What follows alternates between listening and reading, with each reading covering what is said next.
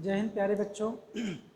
प्यारे बच्चों, हम लोग पिछले क्लास में संप्रेषण से संबंधित चीज़ों पे अध्ययन किए थे।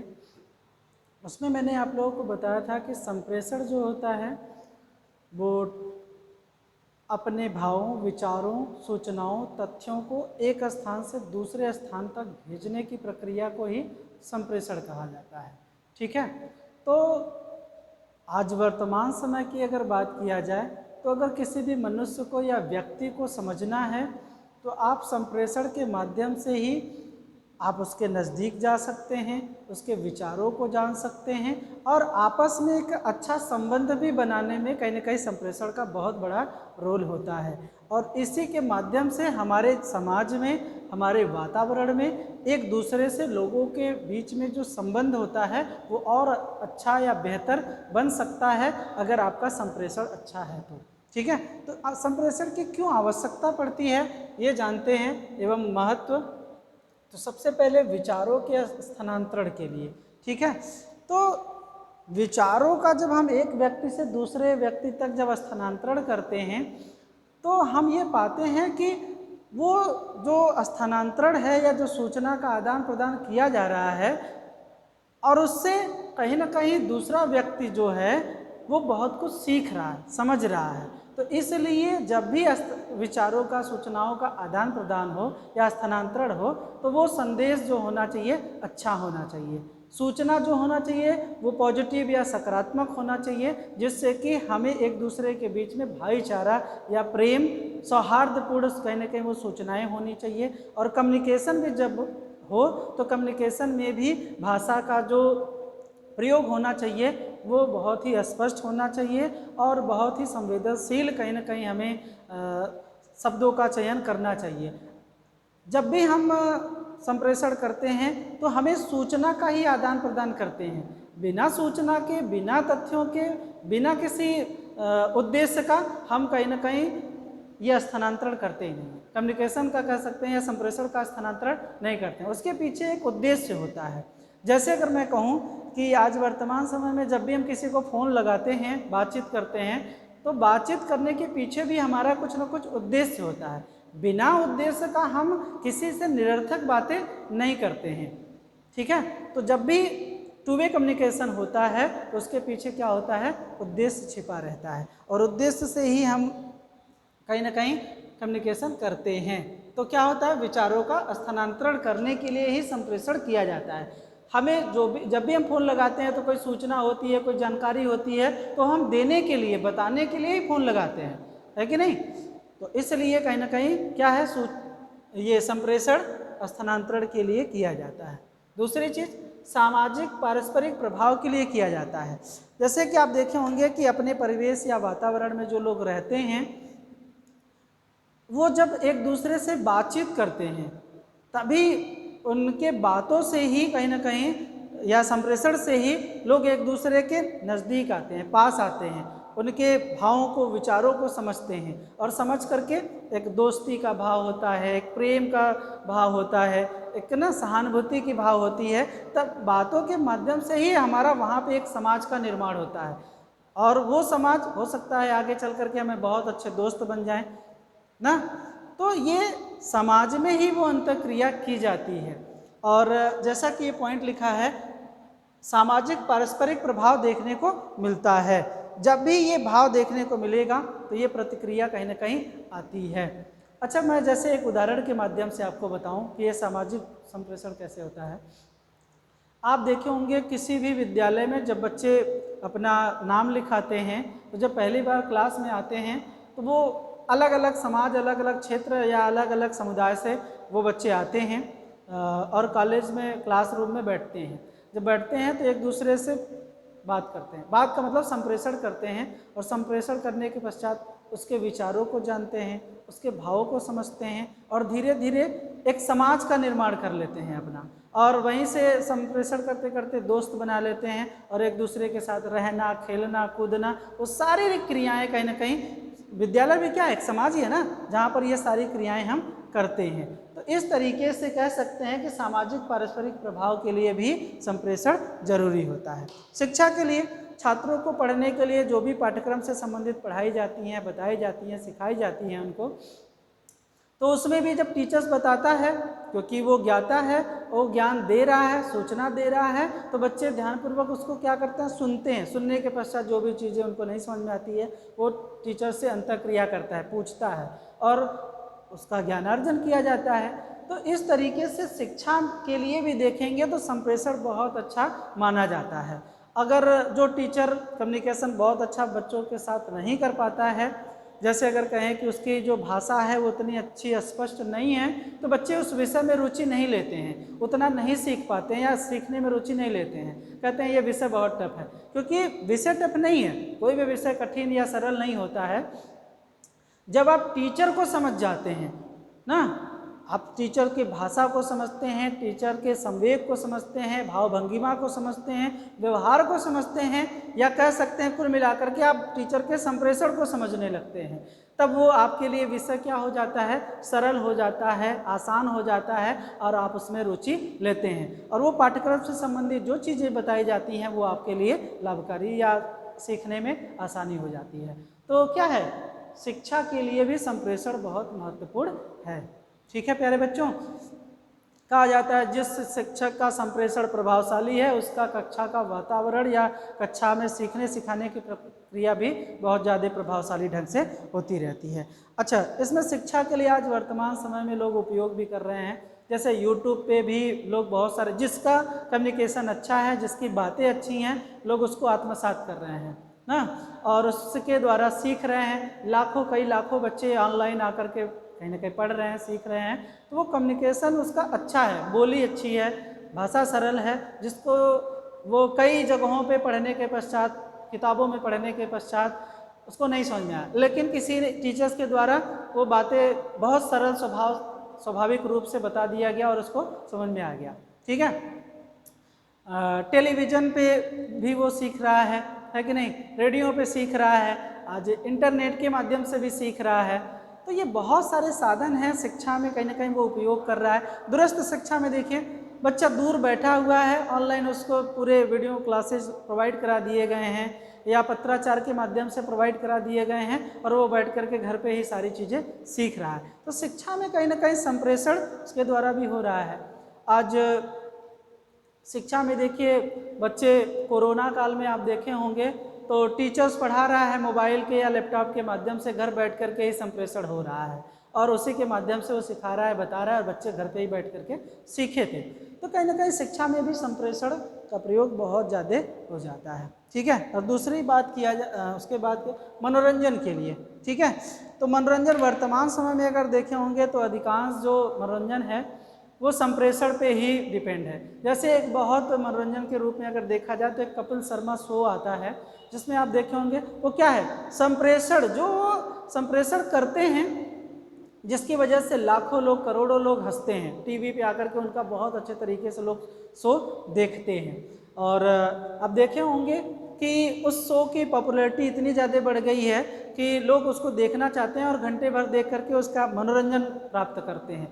उसमें क्या है, संप्रेषण ही है, जो कि ऐसे बातों को वो बोलते हैं जिससे लोगों को आनंद आता है, रुचि आता है और उससे कहीं ना कहीं वो अपना संप्रेषण उनके साथ करते हैं। अपने बहुत सारे विचारों को भी साझा करते हैं जिसमें वो हर एक चीज़ों को हंसा करके समझाने का प्रयास करते हैं। तो मनोरंजन के क्षेत्रों में भी कह सकते हैं कि संप्रेषण किया जाता है। ऐसे बहुत सारे आपको अपने समाज में क्षेत्रों में मिल जाएंगे जहाँ इसके माध्यम से संप्रेषण किया जाता है। ठीक है, और भी अगर देखा जाए तो बहुत सारे कार्यक्रम बनते हैं और उन कार्यक्रमों के माध्यम से अगर कहा जाए तो आपका मनोरंजन किया जाता है और मनोरंजन के माध्यम से संप्रेषण किया जाता है, या फिर कह सकते हैं एक बहुत अच्छा संदेश आपको दिया जाता है जो आप अपने जीवन में उसको आत्मसात करते हैं प्यारे बच्चों।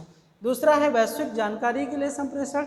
विश्व की जितनी भी जानकारियाँ हैं अगर आप देखा जाए तो आप गूगल मारते हैं और गूगल के माध्यम से आपको कहीं ना कहीं संप्रेषण की प्राप्ति हो जाती है। या फिर उसमें देखे होंगे तो आप एक साउंड करके एक एडवर्टाइज भी देता था, कर लो दुनिया मुट्ठी में ना, आप कुछ भी पूछेंगे और बोलेंगे, उसका साउंड रिकॉर्ड होगा, फिर उसके बाद आपका उस प्रश्न का उत्तर तुरंत आपको गूगल पे मिल जाता है। ठीक है, बोल करके ही। तो इसके माध्यम से भी आप क्या कर सकते हैं, वो बहुत सारी सूचनाएं प्राप्त कर सकते हैं। अगर देखा जाए तो वैश्विक स्तर पे बहुत सारे जो संवाद होते हैं, संगोष्ठी होते हैं, सेमिनार होते हैं, वेबिनार होते हैं, तो क्या किया जाता है उसमें भी तो जो अनुभव रहता है, ज्ञान रहता है, शिक्षाविद आते हैं और अपने ज्ञान और अनुभव के आधार पे लोगों के साथ जुड़ करके संप्रेषण करते हैं और लोग क्या करते हैं, उसको सुनते हैं, सुन करके ज्ञानार्जन करते हैं। जैसे आप देखिए बाबा रामदेव ही हैं, विश्व स्तर पे जाते हैं, योग सिखाते हैं तो कम्युनिकेशन करते हैं, जहाँ की बोली भाषा उसी तरीके का प्रयोग करके लोगों को सिखाते हैं और बताते हैं। तो ऐसे बहुत सारे विश्व गुरु हैं जो क्या करते हैं, सत्संगों में या फिर अन्य स्थानों पर आकर के वो अपने कम्युनिकेशन के माध्यम से ही लोगों को ज्ञानार्जन कराते हैं। तो प्यारे बच्चों, ये भी कह सकते हैं कि वैश्विक स्तर पे भी जानकारी आपको दी जाती है। कोरोना काल में जैसे बहुत सारे बच्चे पढ़ने नहीं जा रहे थे, तो आप देखेंगे वेबिनार एक बहुत बड़ा माध्यम था जिसपे बहुत सारे शिक्षाविद आकर के तकनीकी के माध्यम से बच्चों का ज्ञानार्जन किए। तो ये भी क्या है, विश्व से संबंधित जानकारी आपको मिल रही है कि हमारे शिक्षा स्तर कहाँ है, विश्व का शिक्षा स्तर कहाँ है, वैश्विक परिदृश्य पे हम कहाँ हैं और विदेश की शिक्षा पद्धति कहाँ पर पहुँच चुकी है। ये कहीं ना कहीं हमें इसी वैश्विक जानकारी के आधार पे ही प्राप्त हो पाती है। तो इसलिए भी संप्रेषण होना बहुत जरूरी होती है। तो वैश्विक जानकारी यहीं से मिल पाती है। ठीक है, उसके पश्चात है संप्रेषण की प्रक्रिया एवं तत्व, या फिर हम इसको एक लाइन और कहते हैं संप्रेषण के घटक, कंपोनेंट्स कौन कौन से हैं। ठीक है, तो मुख्यतः अगर कंपोनेंट्स की बात किया जाए तो जो चित्र में दिख रहा हो ये सर्कल के रूप में बना हुआ है, तो सबसे महत्वपूर्ण उसमें होता है प्रेषक, जिसको हम लोग सेंडर बोलते हैं। दूसरा होता है संदेश, मैसेज। ठीक है, माध्यम मीडिया कौन सा है या मीडियम क्या है, प्राप्त करता है, इसको रिसीवर बोला जाता है, और उसके बाद फीडबैक या प्रतिपुष्टि। इसके अलावा भी आज वर्तमान समय में दो चीज़ें प्रयोग की जाती हैं, जिसको हम लोग बोलते हैं इनकोडिंग, इसकी भी बात करेंगे, और डीकोडिंग। इन दो शब्दों की भी बात किया जाएगा, आप लोगों को परिचय कराया जाएगा। ठीक है, एक मिनट रुक जाइए।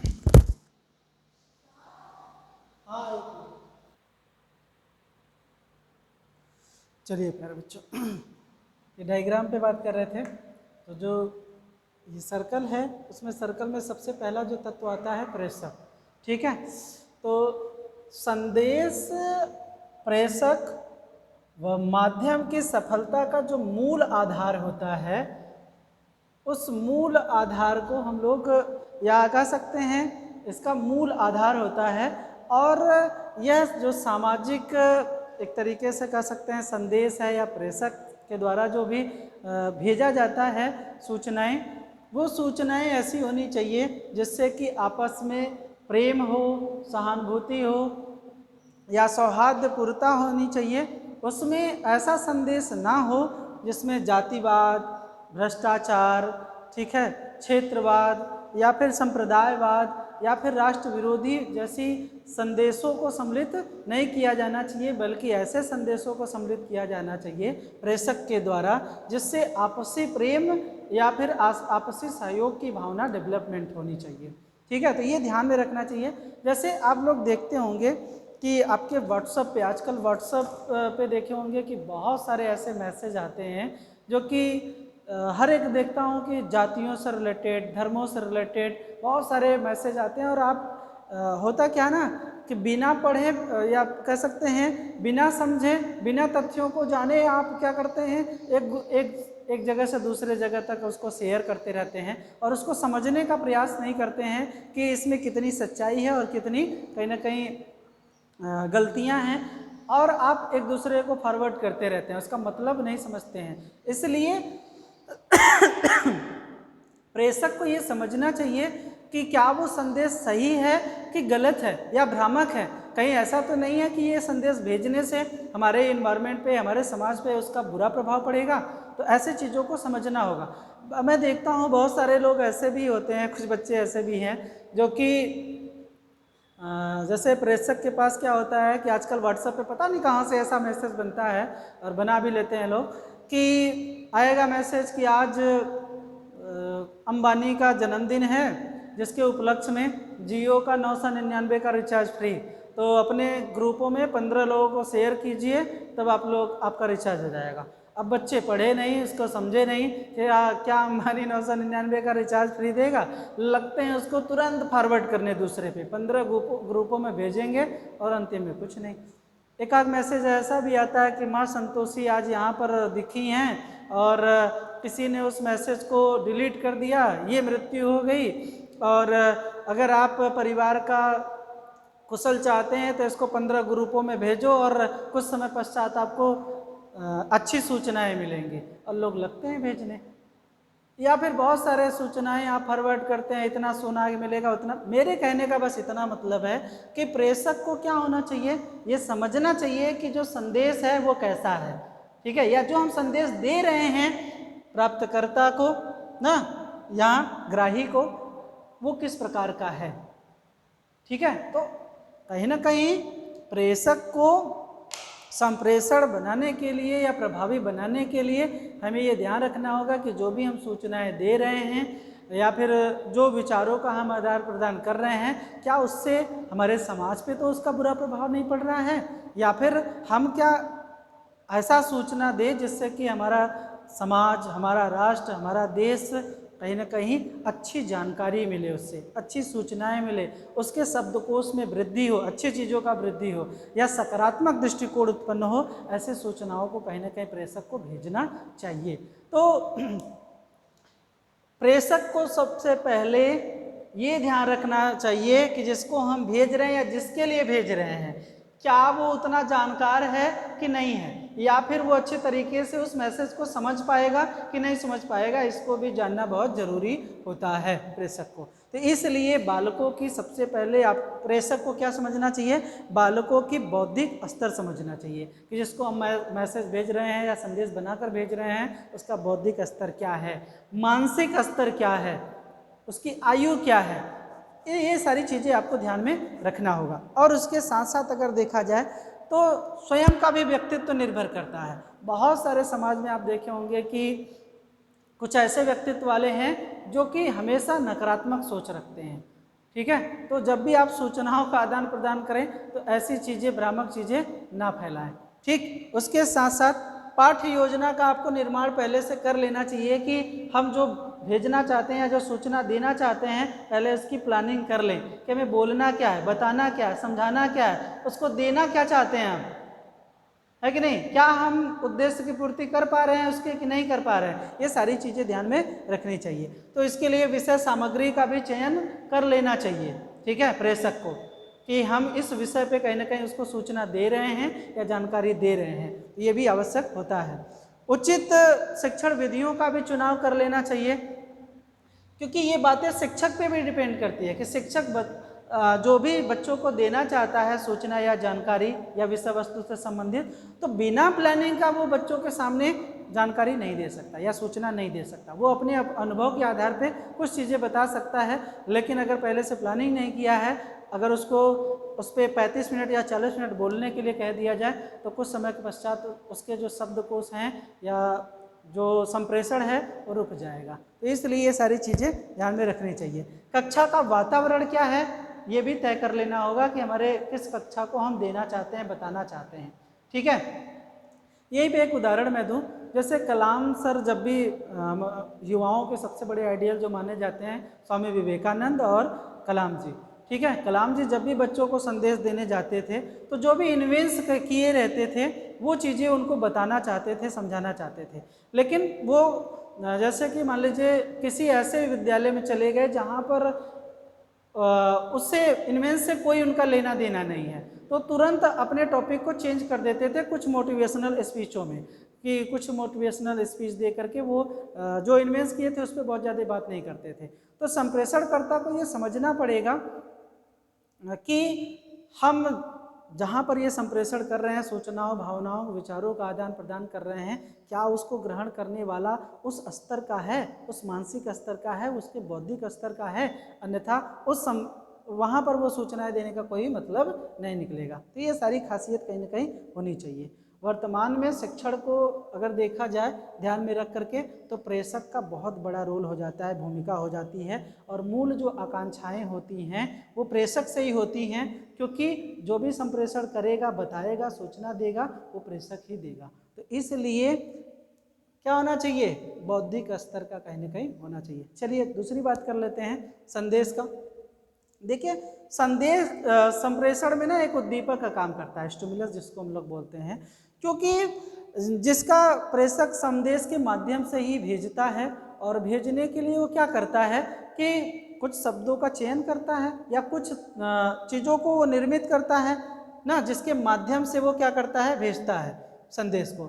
ठीक है, तो अब जब भी वो संदेश भेजे या बनाए तो उसमें अशुद्धि ना हो, ये भी ध्यान रखा जाए कि या जो आप संप्रेषण कर रहे हैं या लिखित या मौखिक कर रहे हैं वो दो अर्थी ना हो, व्याकरण के दृष्टिकोण से अशुद्ध ना हो, शुद्ध होने चाहिए। जैसे बहुत सारी चीज़ें संदेश लिखी जाती हैं, तो लिखा जाता है इसको मान लीजिए अगर मैं बोल के बताऊं तो कहूँ अस्पताल बोलते हैं ना, बहुत सारे लोग अस्पताल बोलते हैं या फिर स्थान बोलते हैं, जो कि होता क्या है, शुद्ध रूप से स्थान होता है, लेकिन इसमें लिखने के लिए क्या वो लिख दिया जाए, ये लिख दिया जाए, तो ये क्या है, ये अशुद्ध है। तो संप्रेषण करने के लिए, या आप देखे होंगे स्कूल को स्कूल बोला जाता है, ऐसे लिख दिया जाए, ये है ना, तो यहीं पे स्कूल लोग बोलते हैं, या फिर स्टेशन,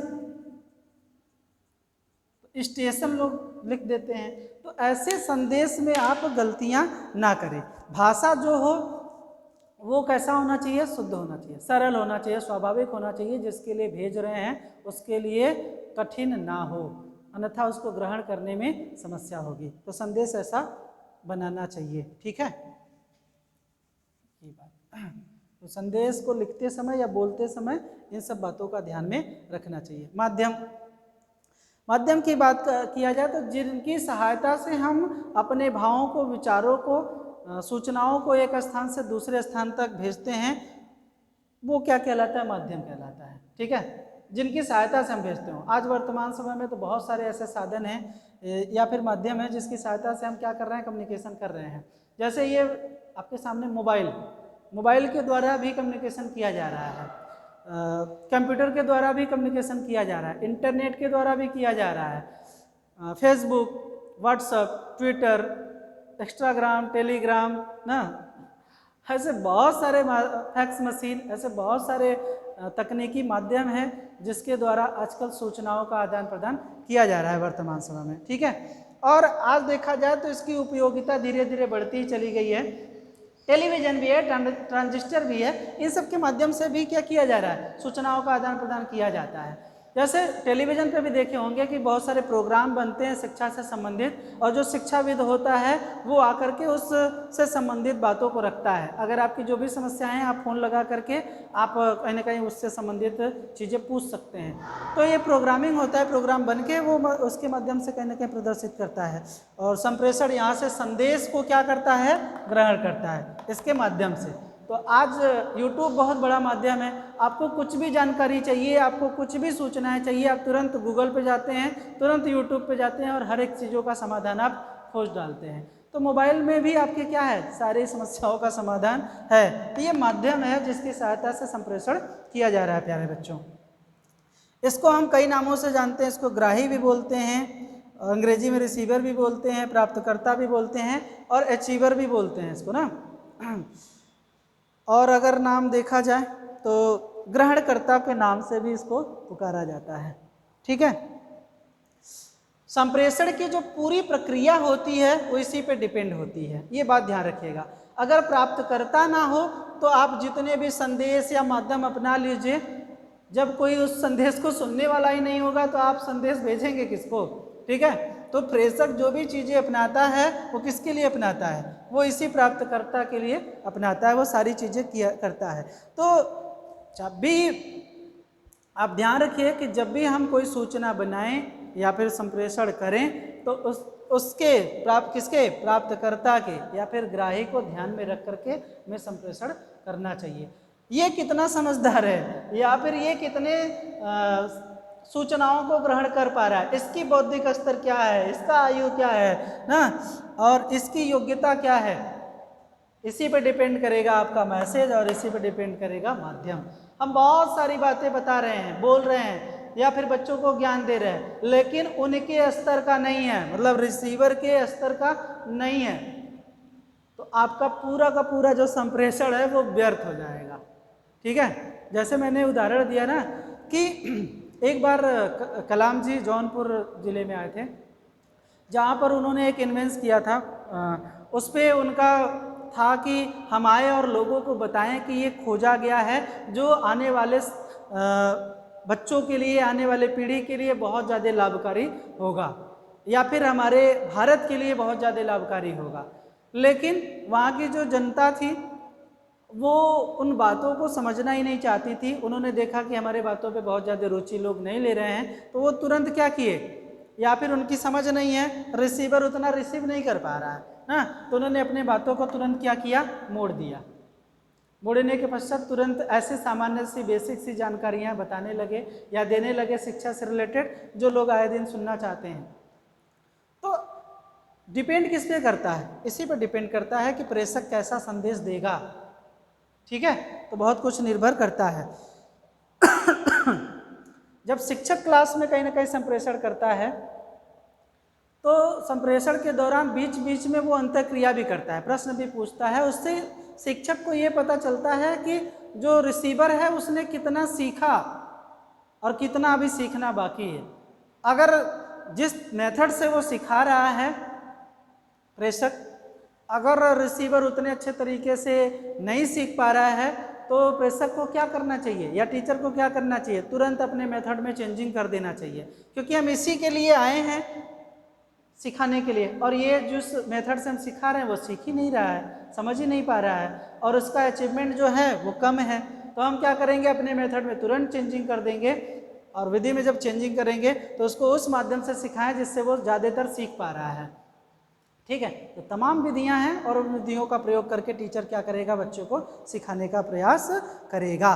तो ये ग्रहणकर्ता पर बहुत डिपेंड करता है कि हमारा संदेश और माध्यम क्या होना चाहिए। ठीक है, उसके बाद है, अब इन सबसे पहले प्रतिपुष्टि को बताने से पहले मैं ये दो चीज़ें स्पष्ट कर दूं कि आजकल ज़्यादा ट्रेंडिंग में चल रहा है। ट्रेंडिंग का मतलब ये है, तो ये आजकल जो आप लोग देखे होंगे व्हाट्सएप पे, फेसबुक पे, टेलीग्राम, इन सब चीज़ों पे, तो इन कोडिंग का ज़्यादा, मतलब मैसेज को आप किस रूप में कोड कर रहे हैं, बना रहे हैं। तो आजकल बहुत ज़्यादा रूप में ना बोला जा रहा है संदेश को भेजने के लिए, और ना ही लिखा जा रहा है। तो लोगों ने क्या किया है, इसको कुछ सांकेतिक स्वरूप दे दिया है ना, इनकोड कर दिया है, जिसको हम बोल सकते हैं कि अगला ने व्यक्ति ने पूछा कि आप क्या कर रहे हैं, उसने रिप्लाई कर दिया आई एम सैड।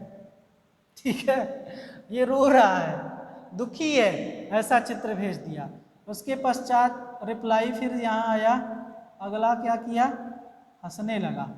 ठीक है, तो अब ये हंस रहा है, तो इसकी जो आंखें होंगी ये तिरछी हो जाएंगी, यहाँ पे तिरछा सा सिंबल देखने को मिलता है। ठीक है, और इसके स्माइलिंग भी काफ़ी खुले रहते हैं।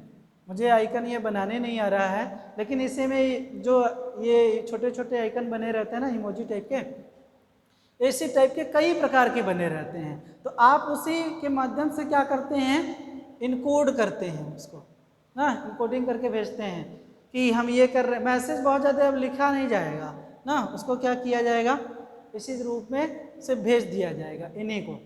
ठीक, और भी आप देखे होंगे जैसे कि कुछ कीवर्ड्स का भी यूज करते हैं। W8 लिख दिए, इसका मतलब वेट करिए। ठीक है, तो ऐसे बहुत सारे चीज़ों को क्या किया जा रहा है, संदेशों को भेजने के लिए इनकोडिंग किया जाता है। ठीक है, तो उसमें आप देखे होंगे जब भी आप व्हाट्सएप या फेसबुक पे ऐसे मैसेज भेजते हैं ना, तो तमाम चीज़ें उसमें हार्ट का बना रहता है, वस्तुओं से संबंधित, जिसमें जो भी सामग्री आप चाहिए, अगर आपको मार्कर चाहिए, पेन चाहिए, कार चाहिए ना, साइकिल चाहिए, मोटर बाइक चाहिए, हवाई जहाज चाहिए, या फिर तमाम फूल पत्ती चाहिए, और बर्थडे केक चाहिए, उसमें आइसक्रीम चाहिए, मतलब जितनी भी वस्तु चाहिए सारी चीज़ों का उसमें कहीं ना कहीं मेंशन रहता है, और आप वहीं से उठाकर क्या क्या करिए, भेज दीजिए। उसको इनकोडिंग कहते हैं ना, इनकोड करिए।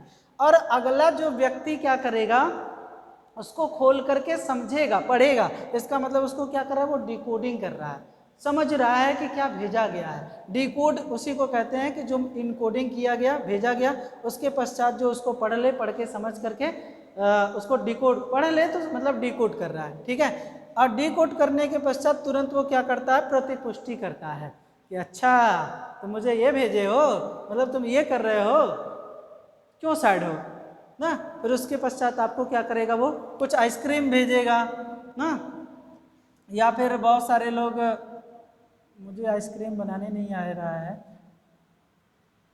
ये इस तरीके का ऐसा कुछ आपको भेज देगा। मान लीजिए ये आइसक्रीम है, आइसक्रीम भेज देगा, खाइए खुश रहिए, ठीक है। तो इसका मतलब इस डिकोडिंग के पश्चात क्या किया जाता है, प्रतिपुष्टि प्रदान किया जाता है। पहले के समय में भी ये प्रतिपुष्टि हुआ करता था जब भी तार समझते होंगे, चिट्ठी जिसको हम लोग बोलते हैं, ये इस तरीके से पहले चिट्ठी भेजा जाता था।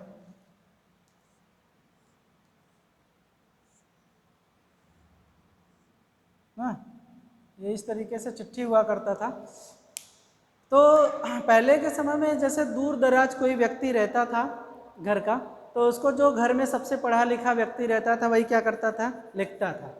और एक व्यक्ति या जितने भी मेंबर हैं घर के, सभी लोग अपनी अपनी समस्याएं या अपनी चीज़ें, बातें जो होती थी उसमें बोलते थे, और एक व्यक्ति इसमें पत्र पे या चिट्ठी पे लेखन का कार्य करता था, लिखता था।